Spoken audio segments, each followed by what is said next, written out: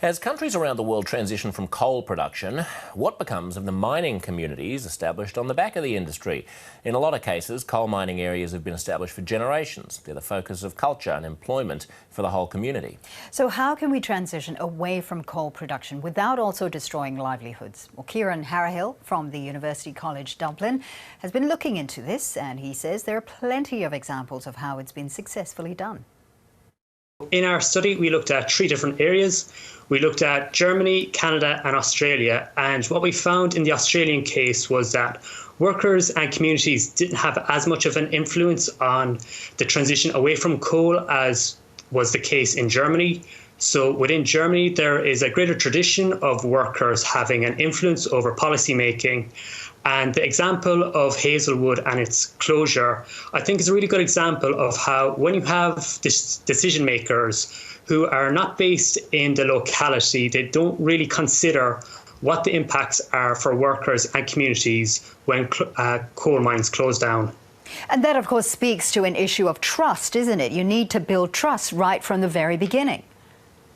Absolutely. So within our study, we looked at the closure of Hazelwood, but we also looked at the events after the privatisation of the electricity sector in the 1990s in Victoria. And what we found was that communities had a really negative impact.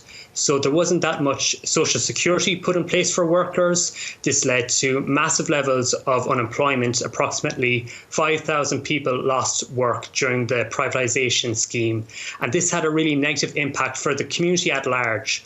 So what we found was approximately 1 job in the coal industry is worth 3.4 indirect jobs. So when you have a scenario when a sector such as coal goes into decline, if policy measures aren't put into practice, which can support people who have lost their jobs, they lose trust in decision makers and they lose trust in policies such as environmental policy, which is really important for the move away from coal to reduce emissions.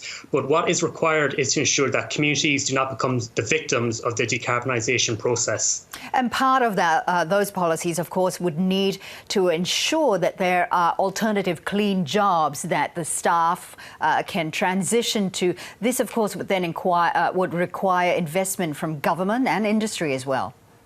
Yes, definitely. So I suppose the example of Victoria was a very, negative example of where you have different policy and political figures at the national level and at the local level. So, for example, you have the coalition at the national government level and then the ALP at the state level in Victoria. And what we found was a lot of decisions which were made, they were followed by statements which were very antagonistic. So you had, for example, some figures in the coalition government blaming the ALP for trying to gain green votes in the city, and that was the reason for the closure of Hazelwood, when in reality what we saw was decisions made by the coal company were really based on short-term profit rather than any real policy decisions made by the ALP at the state level. Of course, one other thing that you pointed to is there is a need for retraining and continued learning. This is significant for workers who are trying to transition from coal jobs to cleaner jobs, I suppose. Yeah. Is this something that workers should take on their own, or is this something you think that employers or governments should try to provide for the workers? I think individuals such as workers on their own, they won't have the resources for the retraining which is required to move away from coal. So one positive policy measure which was introduced was a workers' transition programme.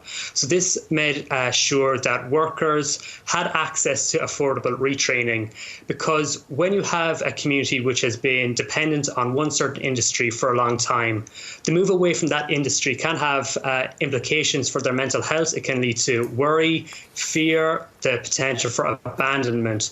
So it is really important that industry figures and the government provide, whether it's funding or active routes to re-employment and retraining, so as to ensure that communities are able to diversify and that the reduction of coal production does not also lead to a reduction of well-being in rural communities. Of course, you mentioned their rural communities, and we are talking about coal mining towns here. What happens when that coal plant shuts down? Of course, we don't want that that mining town to shut down as well. What would you suggest they do? Yeah, so I suppose on my current research alongside my colleague, Dr. Owen Douglas in UCD, what we're finding is that there is a growing division between urban and rural. So this could be the case of views on aspects like climate change, but I think what is also really important is the changes in the economy. So over the past 30 years, industries like manufacturing, which have been based in rural areas, the economy has shifted towards financial services and the services sector, which tend to be located in urban settings like Sydney or the major cities.